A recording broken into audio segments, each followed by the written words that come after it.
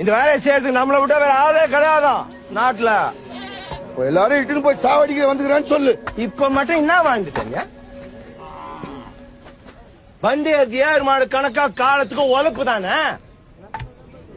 சாதா சம்பா, சின்ன சம்பா, சீரக சம்பா, கருட சம்பா, முழு சம்பான்னு எத்தனை நெல் பயிர் பண்றீங்க? அதுல ஒரு புடி நெல்லு உன்னால வீட்டுக்கு எத்தனை நடக்கும்டா? இந்த நிலம் நம்மளது தானே. ஆனா ஒட்டுக்கிட்டே கை அளவன் நலங்குதா? அப்படியே இருந்தாலும் ஏன் புடிங்கிறான்?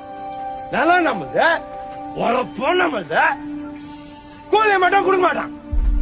நாளைக்கு பிறகு நம்ம புள்ள கூட அடிமையா தான் பிறக்கணும். அப்ப எதுக்குடாண்டா இந்த வாழ்க்கை? அப்ப அங்க போன எல்லாம் சேர முடியுமா? மாறா நீ எல்லாரும் பாத்தீங்களா?